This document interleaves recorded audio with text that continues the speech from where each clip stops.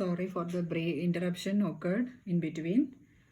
So now we are dealing with the source of oxygen, the characteristic features of atmosphere, isn't it? So it will be acting as a source of oxygen. At the same time, it will be providing as carbon dioxide also. This carbon dioxide, what is the purpose of this carbon dioxide? This is essential for photosynthesis, isn't it? For green plants, photosynthesis will be taking place, and for the process of photosynthesis, this carbon dioxide is very much essential.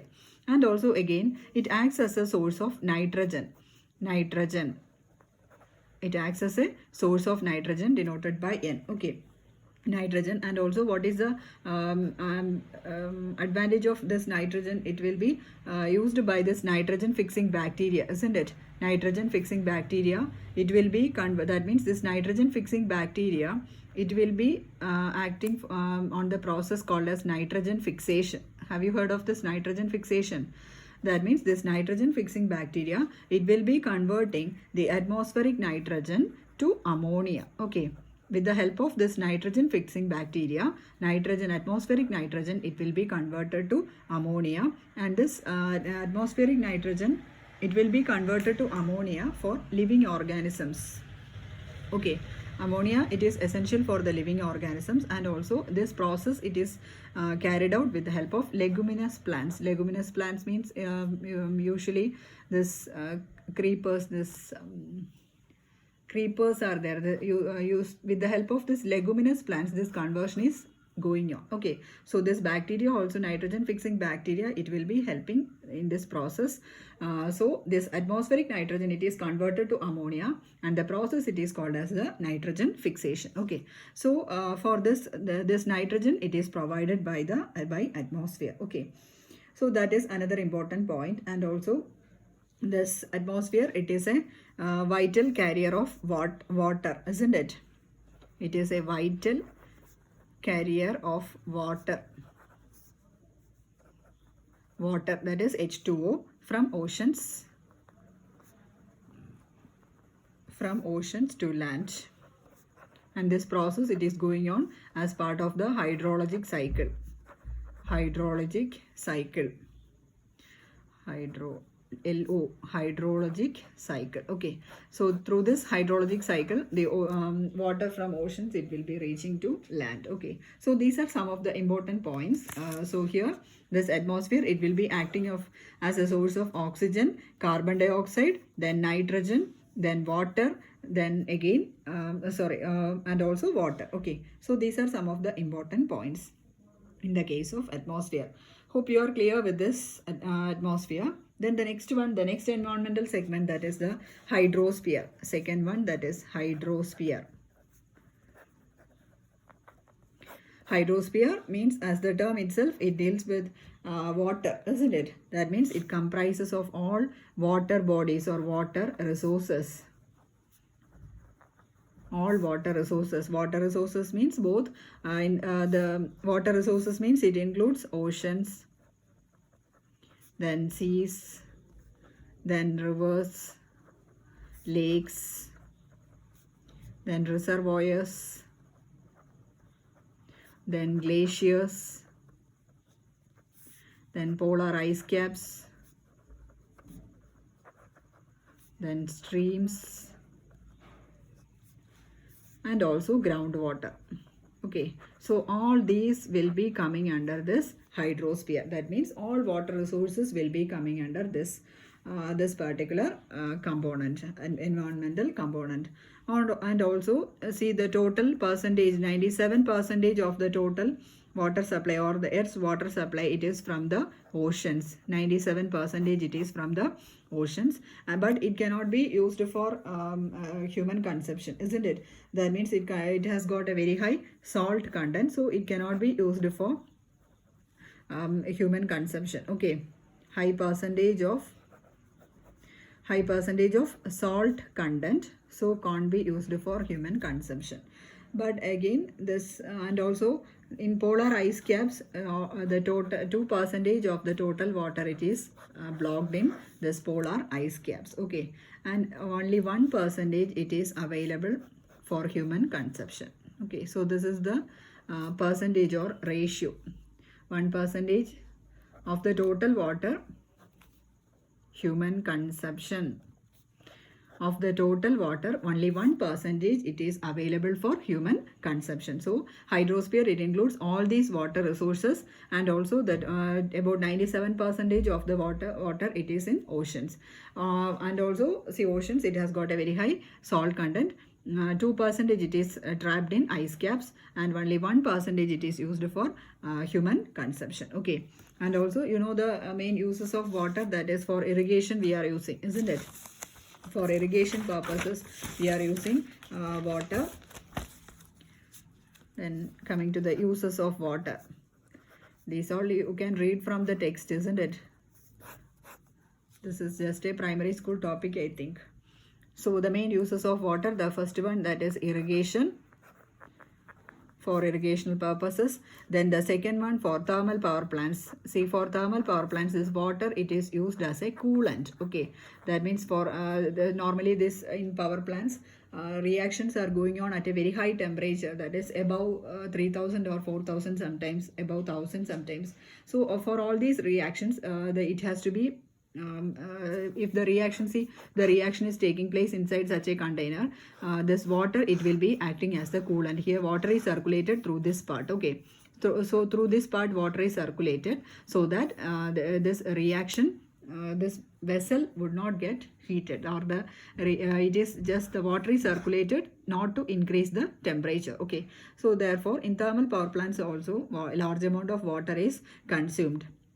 And again, for domestic purposes water is used. Then for industrial consumption also this water is used. Okay, so for irrigation about 30% of the total water is used up.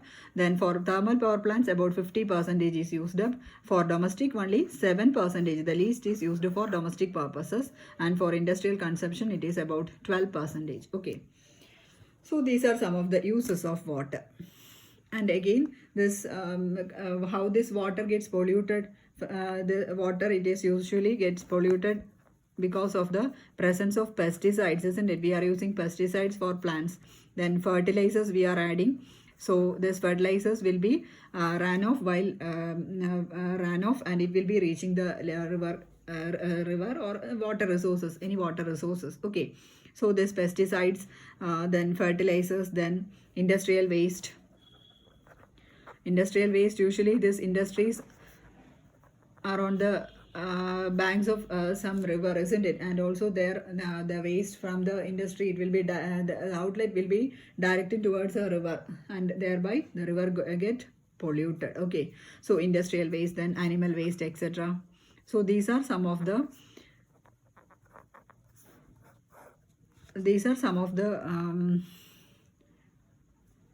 substances which pollute water or which contaminate this water resources. Pollute water resources. Okay, pesticides, use of pesticides, fertilizers, industrial waste, animal waste, etc. Okay, so this is about the hydrosphere. Then the next one, the third one, that is the lithosphere. Third one, lithosphere. So here lithosphere means it is dealing with the rocks, isn't it? Normally earth has got 3 layers. Earth has got 3 layers, that is the crust, then comes the mantle, then comes the core. So the earth's inner part is core. Okay, inner part of earth is core, and the outermost part, that is the crust part. Okay, innermost part is core and the outermost part, that is the crust. Mantle, it is the layer in between this core and crust. Okay, so here this lithosphere, it deals with this crust part. Okay, crust part means it consists of this rocks, minerals, etc. Rocks, minerals, etc. That is all coming under this part, crust. So here this lithosphere we can define as the layer of rock that forms the outer part of earth.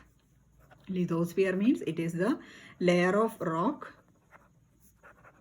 that forms the outer part.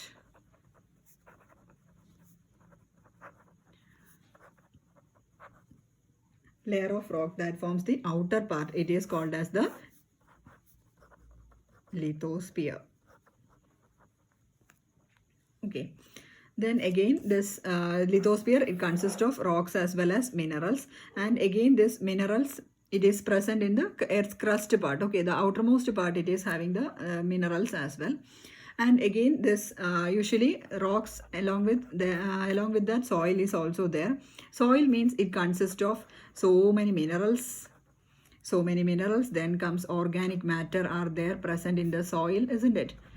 Organic matter, then air, then water.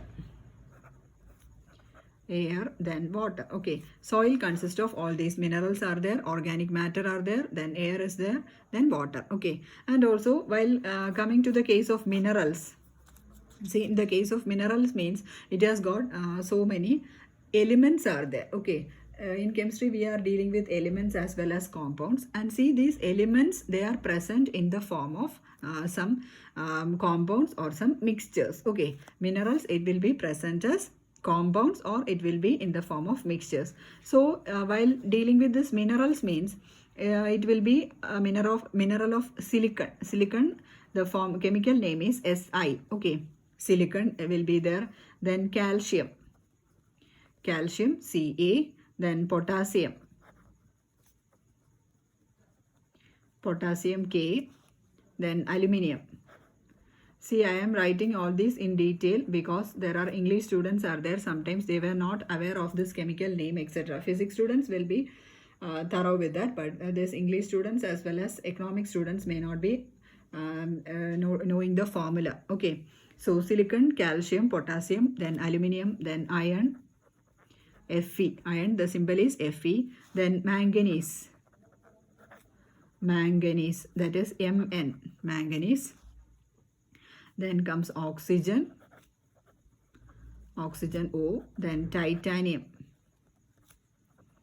Ti. So these elements, these are all elements, silicon, calcium, potassium, aluminum, these are all elements, and these elements, it will be present in the form of compounds or it can be in the form of mixtures. Usually these elements, they are present as their corresponding oxides or carbonates, or silicates. Okay, they can be in the form of oxides, carbonates as well as silicates. Okay, so soil consists of several minerals, and minerals means it has got these elements or their compounds. Elements means they are not directly in the form of elements, they will be in the form of oxides or carbonates or silicates or their mixtures. Okay, then again the organic compounds. See here, this is about the case of minerals. Then comes the organic matter. Okay, organic matter present in the soil. See, while considering this organic matter, it will be having polysaccharides.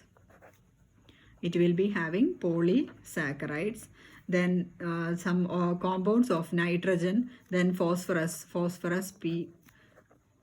Phosphorus, this chemical symbol is P. Okay, phosphorus. So the organic compounds of nitrogen as well as phosphorus will also be present. Okay, so these are all will be coming under this lithosphere. So lithosphere, it will be dealing with the rock. That means earth has got three different layers, that is the crust, mantle and core. Crust is the outer part, core is the innermost part. Okay, and again this crust part, it is coming under this lithosphere. That means it has got rocks as well as minerals, and we can define lithosphere as the layer of rock that forms the outer part.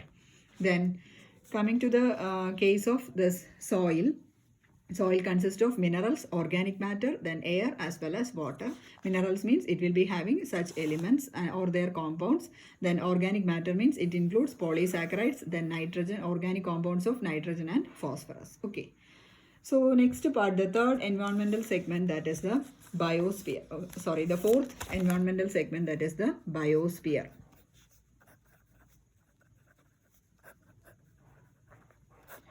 Biosphere, it is the so normally it will be above 10 kilometer above the sea level. Okay, biosphere, it is 10 kilometer above the sea level, and also 8 kilometers deep also. Okay, 10 kilometers above sea level and 8 kilometers in depth. So that part will be coming under this biosphere. And also we can define this biosphere as the part of the earth's surface, and atmosphere, part of the earth's surface and atmosphere in which plants and animals live, in which plants and animals exist. This part it is called as the biosphere. Okay, so I am biosphere. This is the area or the part where this biosphere exists, that is 10 kilometer above sea level and 8 kilometer in depth. Then it is the part of the earth's surface and atmosphere where plants and animals exist. That means it will be having all the living organisms. All the living organisms will be present in this part, biosphere. And also this biosphere, it cannot exist singly. That means there will be an interaction with this interaction of the biosphere with other three segments. The other three segments are atmosphere, hydrosphere and lithosphere, isn't it? So this biosphere has got interaction with this atmosphere as well as lithosphere and hydrosphere. Otherwise this biosphere can't exist. So there will be an interaction of biosphere with these three, the other three segments. Okay, that means they are influenced by each other. Then this biosphere, it is unique also. One more point is there. Biosphere, it is unique, and also existence of life is present in biosphere. Okay, existence of life is present in biosphere. So these are some of the points regarding biosphere. Okay, hope you are clear with this environmental segments. This you have to prepare for an essay part. Okay, it will be asked for an essay part or sometimes in the section C part. Okay, so you have to be ready for that. Then the next topic, that is the composition of atmosphere, that we can go through in our next session. Okay, thank you.